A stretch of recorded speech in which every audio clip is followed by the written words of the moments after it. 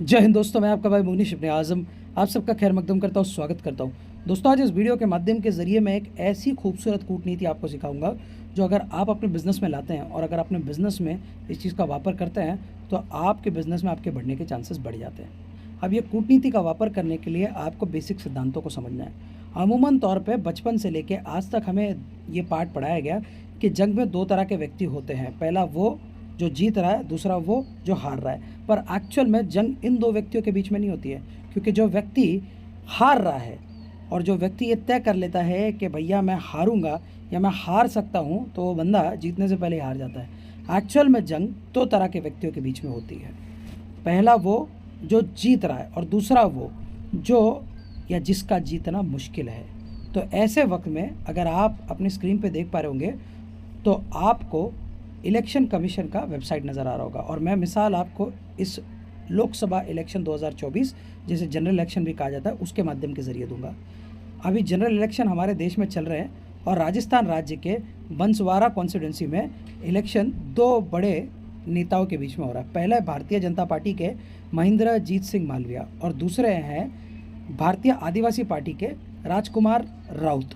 अब आप अगर स्क्रीन पे देख पा रहे होंगे, राजकुमार राउत जो है 2,21,500 प्लस वोटों से लीड कर रहे हैं और उतने ही वोटों से जो है भारतीय जनता पार्टी के महेंद्रजीत सिंह जो है ये पिछड़े हैं, यानी कि ये पीछे हैं। अब ऐसे वक्त में अगर कोई व्यक्ति षड्यंत्र रचेगा तो उसका सबसे ज़्यादा फायदा अगर किसी को होगा तो वह है भारतीय जनता पार्टी के महेंद्रजीत सिंह। और ये पूरे देश में मशहूर है कि भारतीय जनता पार्टी के गृह मंत्री अमित शाह को चाणक्य भी कहा जाता है, और वो पूरी कोशिश करते हैं कि भैया हमारा कोई भी कैंडिडेट सीट ना हारे और 400 पार जो है हमारी सत्ता जाए, पर ऐसा नज़र आ नहीं रहा है मार्केट में। अब यहाँ पे कूटनीति क्या वापरी गई है, एक अदृश्य शक्ति की मदद से राजकुमार राउत का एक प्रॉक्सी खड़ा किया गया। अब ये ऑफिशियली प्रॉक्सी नहीं है, क्योंकि इलेक्शन कमीशन ने उस कैंडिडेट को खड़ा होने का मौका दिया, क्योंकि इलेक्शन कमीशन के हिसाब से भैया वो कैंडिडेट लेजिट है। तो अब क्या गलतफहमी हुई और कैसे कूटनीति की गई, कैसे लूप होल का ध्यान रख के जो है वोट को काटा गया, आइए मैं आपको दिखाता हूँ। राजकुमार राउत का जो चिन्ह है, सिंबल है, वो क्या है आइए देखते हैं। राजकुमार राउत के इंस्टाग्राम हैंडल पे इनका चिन्ह बताया जा रहा है हॉकी स्टिक और बॉल, और वहीं पे जो हमारे इंडिपेंडेंट कैंडिडेट है राजकुमार नाम के ही, उनको जो चिन्ह दिया गया वो है हॉकी स्टिक।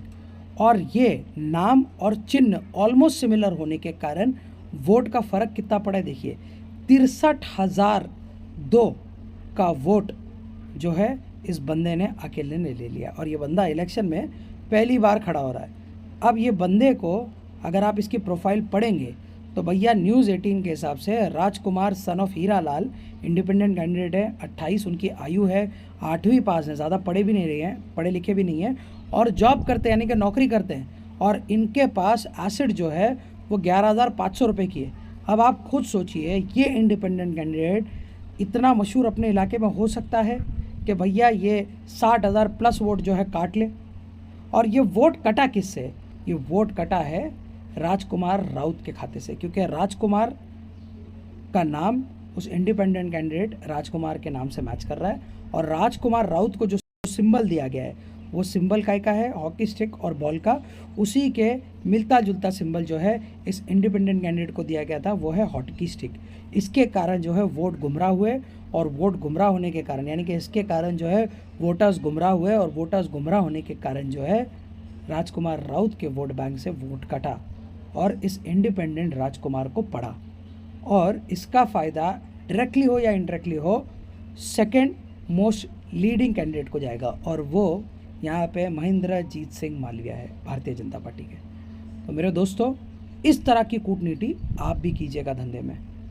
जो कूटनीति आपको लूपहोल्स दिखाए, लेजिट बनाए, पर धंधे में आपको आगे बढ़ाए, इस तरह कूटनीति ज़रूर कीजिएगा। हमेशा याद रखिएगा, कूटनीति करने से आपके बिज़नेस में आगे आप बढ़ सकते हैं। अब इसी को तो हमारे देश में साम दाम दंड भेद कहा जाता है, चाणक्य नीति कहा जाता है। अगर ये वीडियो आपको पसंद आया है तो चैनल से बने रहिएगा, सब्सक्राइब कीजिएगा। तब तक के लिए लव यू 3000, अस्सलाम वालेकुम, जय हिंद, जय महाराष्ट्र।